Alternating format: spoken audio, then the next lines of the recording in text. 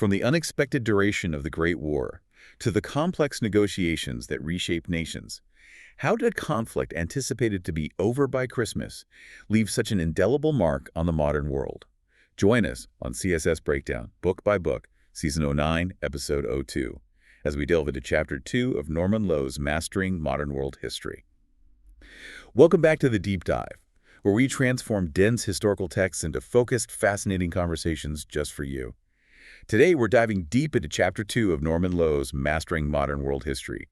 Our mission for this deep dive is to unpack those wild miscalculations about World War I's early days, trace its grim evolution into a global total conflict, and then grapple with the complex and, frankly, controversial peace settlement that followed. We really aim to give you the essential understanding quickly and clearly. It really is fascinating, isn't it, how the very start of the war just defied almost every single expectation. This widespread belief, across all sides, that it would be over by Christmas 1914. Yeah, short, decisive war, like they'd seen before. Exactly, echoing earlier European conflicts. Over by Christmas. It just sounds incredibly naive looking back. But then you had someone like Lord Kitchener, Britain's Secretary for War, standing completely against that optimism. A very stark contrast. He famously said it would last nearer 3 years than 3 months. That foresight. I mean, tragically, he didn't live to see the end, but his words hinted at a brutal truth about industrial warfare that, well, very few others seemed to grasp then. Absolutely. And that initial massive miscalculation about how long it would last, it profoundly shaped everything that came after. And this wasn't just, Germany versus France. It very quickly became a global tangle. Yeah, who were the main players initially? Well, on the Allied side, or the Entente powers, you had Britain, and importantly, its empire troops from Australia, Canada, India, New Zealand, France, Russia. Then Italy jumped in later, May 1915. Serbia and Belgium were in from the start due to the invasions. Romania joined in 16, the USA, crucially, in 17, and even Japan. A real global coalition building there and opposing them. The Central Powers, primarily Germany and Austria-Hungary, but they were quickly joined by Turkey in November 1914 and Bulgaria in October 1915. So straight away, you can see this isn't just some regional European issue. It's pulling in empires, continents. Yeah. And 1914 quickly showed how wrong those short war ideas were, didn't it? Especially on the Western Front. The famous Schlieffen Plan. Ah, yes, Germany's grand strategy, defeat France quickly, then turn on Russia. It failed quite spectacularly. Why did it fail so badly? It banked on a light-and-fast advance through neutral Belgium. But the Belgians, well, they put up a much stiffer resistance than anyone expected. That delay, it turned out to be critical. Right, because it bought time. Exactly. It bought vital time for the British Expeditionary Force, the BEF, to land in France and secure those really important channel ports. The German momentum started to falter, supply lines stretched, troops getting exhausted. And that led to the Battle of the Marne in September. Yes, a really pivotal moment. The French, under General Joffre, managed to halt the German advance and actually push them back. So that was the end of the Schlieffen Plan. Pretty much ruined it. It stopped that quick knockout blow against France, and crucially, it forced Germany into the very thing they wanted to avoid. A long, drawn-out war on 2 fronts. And perhaps most significantly, it led directly to the start of trench warfare. Ah, the trenches. That iconic image of the war. Indeed. Trenches started digging in, stretching all the way from the Alps to the English Channel. The war of movement, the war everyone expected, was basically over by the end of 1914 on the Western Front. It became a brutal stalemate, and the British managed to hold on to Ypres, which kept those channel ports safe. Okay, so that's the West. What about the Eastern Front in 1914? Well, Russia actually mobilized faster than the Germans anticipated, which was a surprise. They launched a 2-pronged invasion into both Austria and Germany. How did that go? Mixed results, really. They had some success against the Austrians in Galicia, but against the Germans. Decisive, crushing defeats at Tannenberg in August, and then the Masurian Lakes in September. That sounds bad. It was devastating. Those battles severely depleted Russia's equipment, their best troops, and their morale right at the start. And then, adding to their problems, Turkey, joining the Central Powers, cut off their main supply route through the Black Sea. Wow. So Russia's in trouble early on. Any bright spots for the Allies in the East?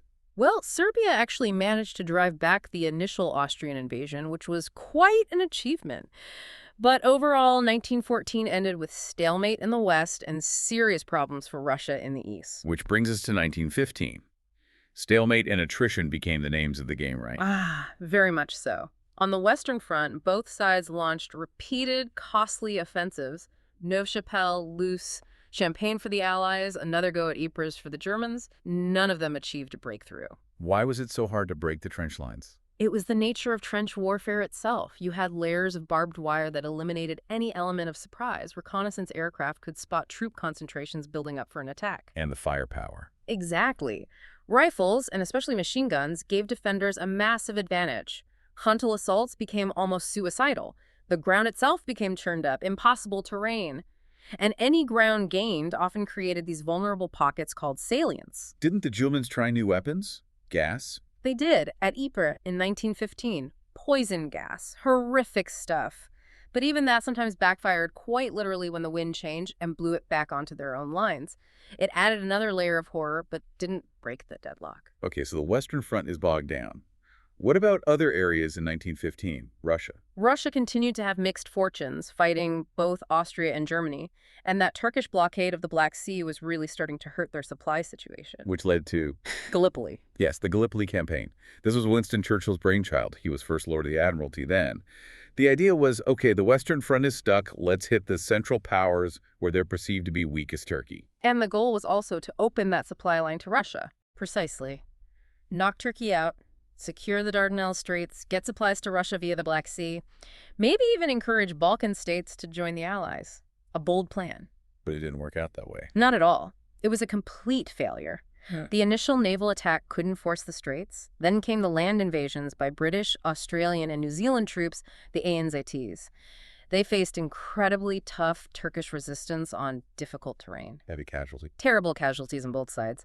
It ended in a full Allied withdrawal by early 1916. The consequences were serious. A huge blow to Allied morale. It was really the last chance to help Russia via the Black Sea, and it actually encouraged Bulgaria to join the Central Powers. Any other fronts active in 1915? Well, the British had a campaign in Mesopotamia, modern-day Iraq, which also got bogged down, notably with a siege at Kut el Amara. And Italy finally entered the war in May 1915. Why did Italy join? They signed a secret treaty with the Allies, who promised them significant territorial gains from Austria-Hungary after the war. The Allies hoped this would open another front and maybe relieve some pressure on Russia. Did it work? Not really, at least not initially. The Italian efforts against the Austrians in the Alps made very little headway. It was tough, mountainous terrain. So 1915 ends, stalemate continues, Allied ventures like Gallipoli fail. Let's move into 1916 then. This seems to be when the human cost on the Western Front reached truly horrific levels. Verdun and the Somme. Yes, two battles that have become synonymous with the slaughter of the First World War. Verdun started in February. The aim and aim under Falkenhayn was brutally simple. Not to gain ground, but to bleed France white. To inflict unsustainable casualties. Just attrition warfare. Pure attrition. The French, led by Pétain, defended with incredible stubbornness, they shall not pass. But the cost was immense. Around 315,000 French casualties, 280,000 German, all for basically no significant change in the front line. Unbelievable numbers. And then came the Somme.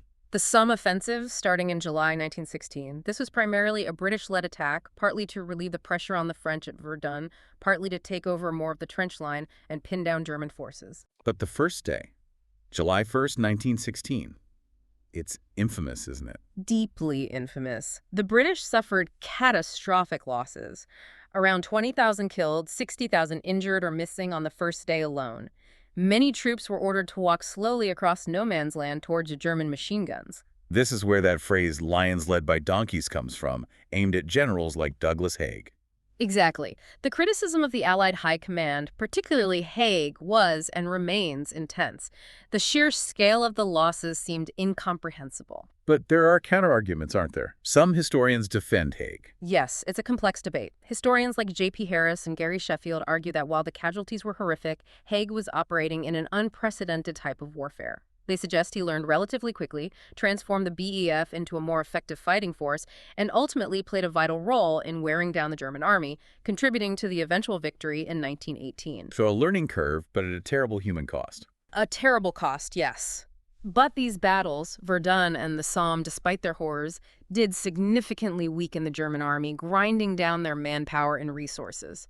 The Somme's impact also reached British politics, contributing to Prime Minister Asquith's resignation. And he was replaced by David Lloyd George in December 1916. He seems like a key figure. Absolutely invaluable. Even before becoming prime minister, as minister of munitions, he drastically improved the supply of shells and guns. He encouraged new weapons like the Stokes mortar and, crucially, the tank. And as prime minister. He brought new energy and centralization to the war effort. And perhaps his most critical contribution later on was his insistence on adopting the convoy system to combat the U-boats. A really dynamic leader. Okay, back to the fighting in 1916. What about the Eastern Front? Russia launched a major offensive in June, the Brusilov Offensive. It was initially very successful, breaking through Austrian lines, taking hundreds of thousands of prisoners, a huge shock to the Central Powers. But it came at a massive cost to the Russians themselves, further draining their already limited resources and manpower. And meanwhile, Romania decided to jump in, invading Austria-Hungary. That didn't go well. Yeah. Swiftly defeated by German-led forces, Germany gained control of valuable Romanian oil fields and wheat supplies. So a mixed picture in the east. Let's talk about the war at sea. It wasn't just trench warfare. No, the naval war was crucial, though perhaps less visibly dramatic day to day. The main Allied aim was to use their superior naval power, especially Britain's Royal Navy, to blockade the Central Powers, cut off their imports, starve their economies. And keep their own trade routes open. Exactly. Keep supplies flowing, transport troops safely. Germany retaliated mainly with mines and increasingly U-boat submarines. Which led to incidents like the Lusitania sinking in 1915. Yes, May 1915, the sinking of the passenger liner Lusitania caused outrage, especially in the U.S., as 128 Americans died. President Wilson protested strongly. Though the ship was carrying arms, wasn't it? It was, yes. That complicated the issue. But the loss of civilian lives had a huge impact. Germany actually restricted its U-boat warfare for a time because of the American reaction. Was there ever a big naval battle? Like Trafalgar in the Napoleonic Wars? Only one major fleet engagement. The Battle of Jutland in May 1916 off the coast of Denmark. Both sides claimed victory. The British lost more ships and men, but strategically the result was clear. How so? The German High Seas Fleet retreated back to port and, for the most part, stayed there for the rest of the war. British sea power remained dominant. The blockade stayed in place. Jutland confirmed British control of the surface seas. But the U-boats remained a threat. A growing threat. By late 1916, Germany was getting desperate. The blockade was hurting. They decided on a massive gamble. Which was? Unrestricted submarine warfare starting January 1917. Basically, U-boats would sink any ship heading to Britain or France, neutral or not, without warning. They calculated they could starve Britain and France into submission before the U.S. could mobilize effectively if they entered the war. A huge risk. Did it work? It almost did. Allied shipping losses soared. April 1917 was catastrophic. 430 ships sunk. Britain was reportedly down to just 6 weeks' worth of corn supply. It was incredibly close. But then Lloyd George stepped in. Yes, against initial Admiralty resistance, Lloyd George pushed hard for the convoy system, grouping merchant ships together and escorting them with warships. And that made the difference. Dramatically. Losses plummeted almost immediately. The U-boats found it much harder to find and attack targets within a protected convoy. The German gamble failed. And crucially, unrestricted submarine warfare was the final straw that brought the United States into the war. So 1917 sees the U.S. enter? But it was also a tough year for the Allies on the ground, wasn't it? Very tough. On the Western Front, more failed offensives. The French naval offensive was a disaster, leading to widespread mutinies and the French army soldiers refusing to go on suicidal attacks. Mutinies, that sounds serious. It was deeply serious, though largely kept secret at the time. Pétain managed to restore order by improving conditions and tacitly agreeing to stop large-scale, pointless offensives. Then came the Third Battle of Ypres, better known as Passchendaele. Another infamous battle. Infamous for its horrific conditions. Heavy rain turned the battlefield into an impassable swamp of mud. Casualties were enormous on both sides for very little strategic gain, just sheer misery. Any bright spots for the Allies in 1917? Well, the Battle of Cambrai in November was significant. It was the first large-scale, effective use of tanks, hundreds of them, punching through German lines.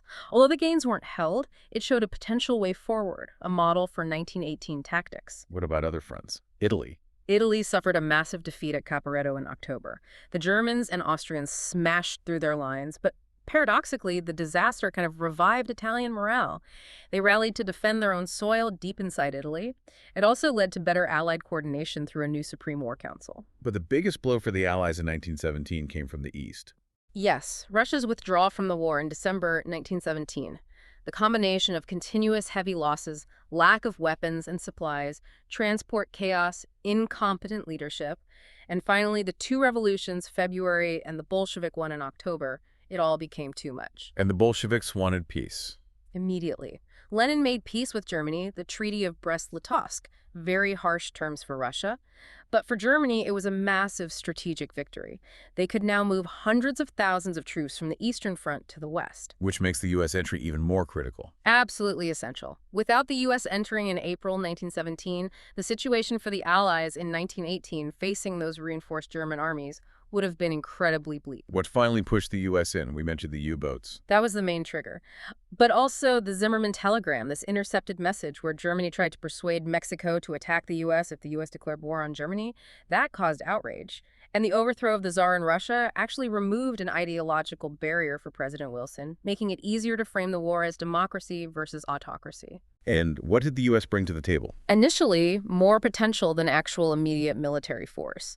But crucially, they brought food, merchant ships to replace losses, vast amounts of credit, and a huge psychological boost.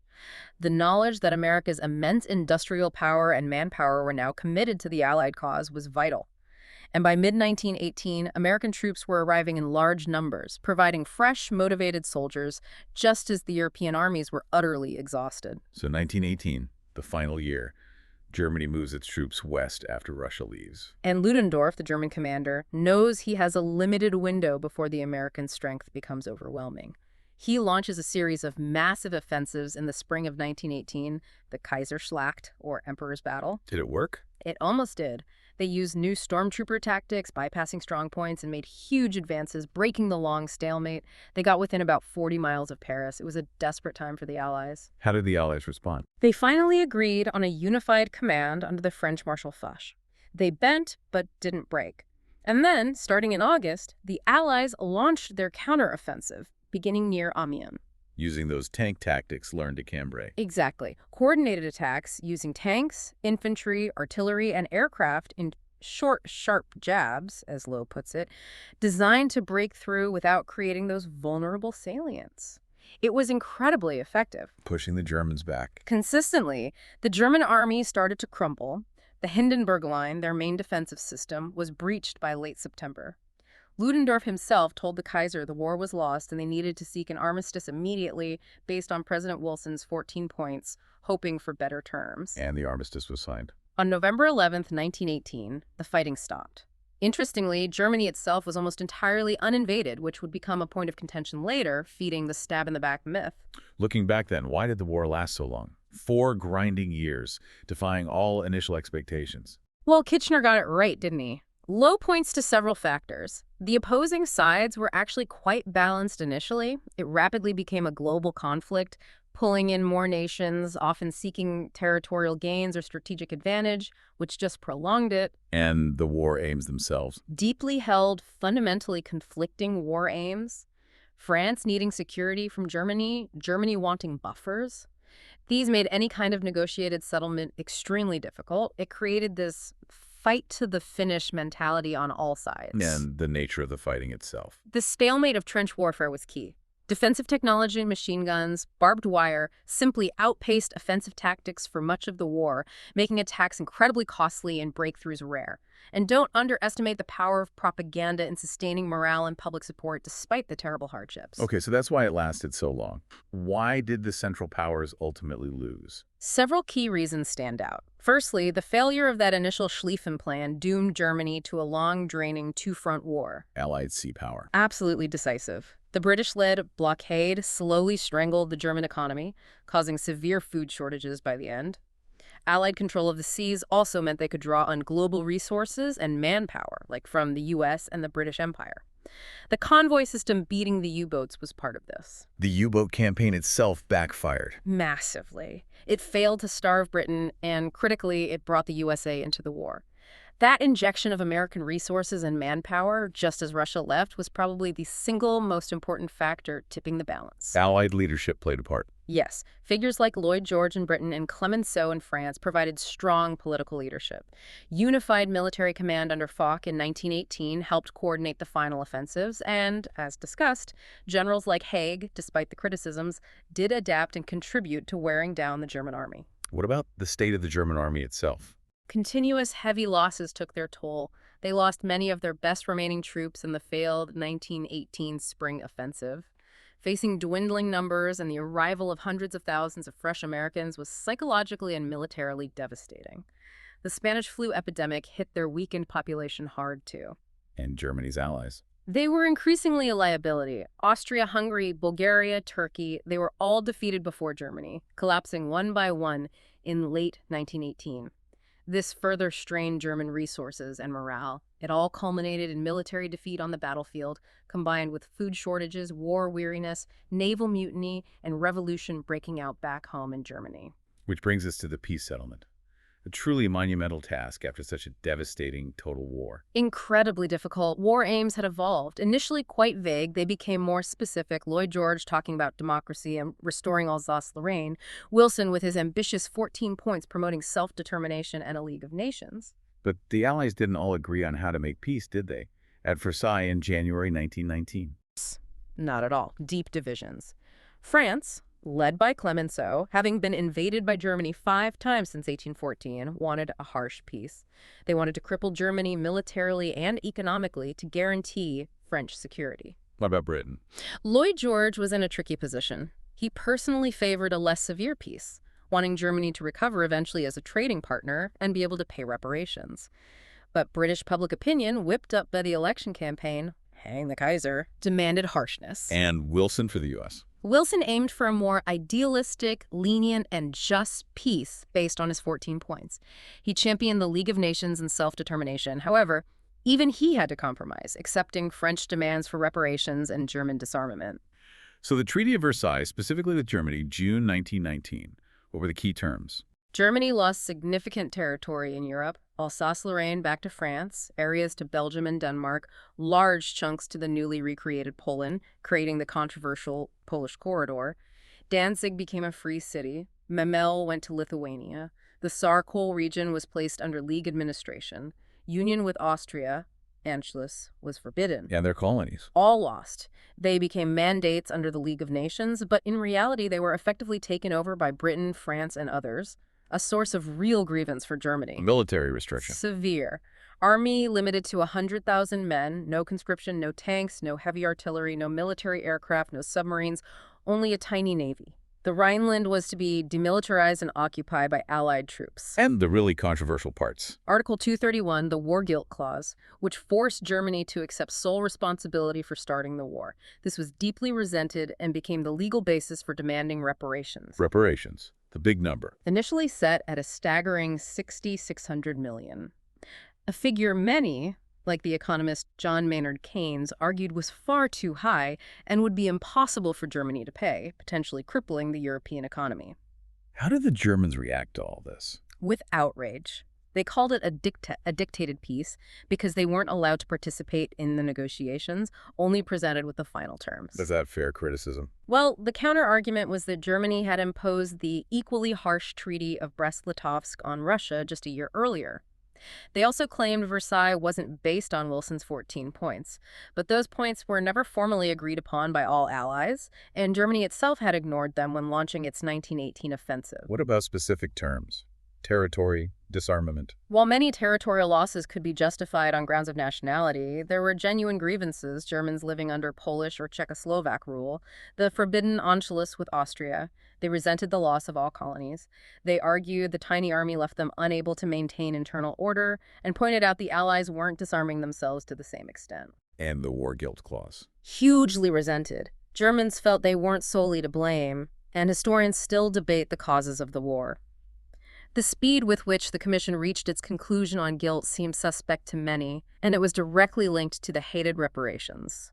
The reparations figure really caused problems, didn't it? Yes. Keynes famously argued in The Economic Consequences of the Peace that the figure was far too high. 2,000 pound meters was his suggestion, and would lead to instability. And indeed, it led to defaults, hyperinflation in Germany later, and became a major source of international tension throughout the 1920s. Versailles was just one treaty, though. What about the rest of the Central Powers? Separate treaties dealt with them. Austria, Treaty of Saint-Germain 1919, and Hungary, Treaty of Trianon 1920, were effectively dismantled. The Austro-Hungarian Empire disappeared, replaced by new or enlarged states like Czechoslovakia, Yugoslavia, Poland, and Romania, largely based on self-determination but creating new minority issues. Both Austria and Hungary became small, economically weakened nations. And Turkey and Bulgaria. Bulgaria lost territory, including its coastline on the Aegean Sea, Treaty of Neuilly, 1919. Turkey was initially hit with the very harsh Treaty of Sèvres, 1920, losing most of its empire. But Turkish nationalists under Mustafa Kemal Atatürk rejected it, fought a war, and forced a renegotiation, leading to the much more favorable Treaty of Lausanne in 1923, which established modern Turkey's borders. What happened to the former Turkish territories in the Middle East? They became League of Nations mandates, mostly under British and French control: Syria, Lebanon, French, Iraq, Palestine, Transjordan, British. This dashed Arab hopes for full independence, which had been encouraged by figures like T.E. Lawrence during the war. The Balfour Declaration's promise of a Jewish national home in Palestine also set the stage for future conflict there. So looking at the whole peace settlement package, what's the overall verdict from Lowe's? He leans towards it being a conspicuous failure, ultimately. It created a deep divide in Europe between states wanting to revise the treaties, like Germany, Hungary, and those wanting to preserve them, like France, Poland. Key weaknesses. Several. The U.S. Senate failed to ratify the Treaty of Versailles and refused to join the League of Nations, which severely weakened the League from the start and left France feeling abandoned by its Anglo-American allies. Italy felt cheated out of promised territories. Bolshevik Russia was completely ignored and isolated. And Germany itself. This is crucial. The treaty angered Germany, but didn't permanently cripple it. Its industrial potential remained largely intact. Lowe notes its steel production tripled France's by 1921. Its territory wasn't occupied long-term like France's was after Napoleon. This allowed the stab-in-the-back myth to grow the idea that the army wasn't really defeated but betrayed by politicians at home. So the fundamental flaw was? Leaving Germany resentful and humiliated, yet strong enough eventually to seek revenge. That's the classic criticism echoed by figures like Nicholson and Keynes at the time. But not all historians agree it was entirely disastrous. No. Some, like White and Bell mentioned in Lowe's, argue it was probably the best possible workable compromise, given the incredibly complex situation, the competing demands, and the wartime hatreds. They suggest it wasn't the treaty itself that directly caused Hitler or World War II, but rather the subsequent events, especially the Great Depression, which destroyed the fragile stability of the 1920s and created the conditions for extremism to thrive. What an incredible complex period. We've gone from those almost naive hopes of a short war in 1914 July Christmas. to the grim reality of industrialized slaughter, total global conflict, the collapse of empires, and then this really fraught attempt to build a lasting peace out of the wreckage. This deep dive into Norman Lowe's chapter really highlights how that conflict, expected to be brief, just irrevocably reshaped warfare, society, and the entire political map of the world. Absolutely. It introduced total war, involving whole populations, changing the role of women, accelerating technological change. It shattered European dominance and prestige and left the legacy of loss and trauma that echoed for decades. So, perhaps a final thought for you, our listener, to consider. The First World War was dubbed the war to end all wars, a catastrophe so immense people hoped it could never happen again. Yet its aftermath, especially that controversial peace settlement we just discussed, arguably sowed the seeds for future, even more devastating conflicts. What lessons can we really draw today from that unprecedented time about the sheer complexity of international relations, the dangers of miscalculation, and the often unintended, far-reaching consequences of major historical events?